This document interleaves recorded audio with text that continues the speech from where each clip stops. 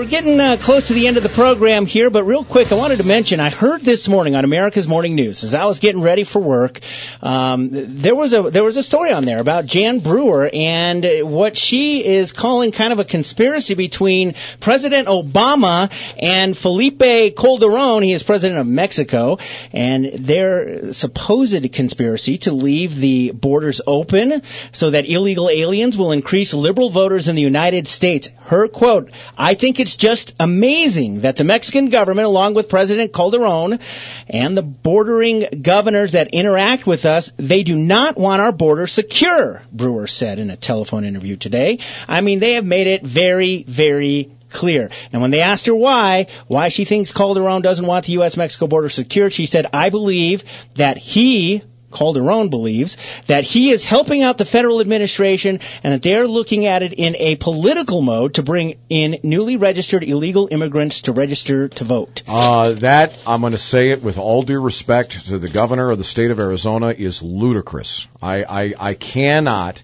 in my wildest imagination, and I can come up with some pretty wild things in my imagination. Let me tell you. When there's a commercial break, I can really get wild.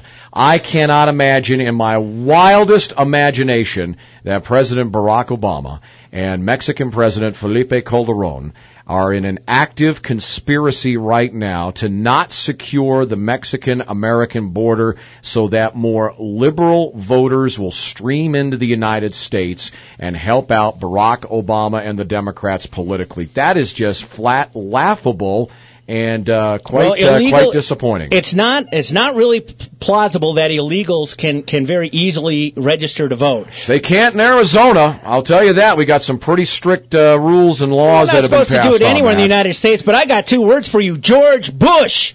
I mean, come on. That's just laughable. Well, I mean, so what was George Bush's motivation for leaving the border wide open? I mean, because he wanted more liberal voters, obviously. Obviously, right? Well, listen, you know what? You got to think about the judgment of somebody when you go to make your vote for governor. And, you know, everything that she says, from comments like this to headless bodies, I think is going to play into the decision as to whether or not people are going to vote for Jan Brewer. But I got to tell you something, Mitch. She is ahead in the polls. 13 points at the latest numbers that Dan Kennedy provided. And again, I am not going to tell anybody how to vote, but I just, it does surprise me that in an age where we're being politically savvy, media savvy is so important in getting elected, that some of the things that comes out of this woman's mouth, and she's still so far ahead, and it's based on her signing one piece of legislation that she was hesitant to sign in the first place. Well, I don't get it, Mitch. I don't get it. You're definitely a little more upset about it than I am, but I just find it ludicrous. I mean, that's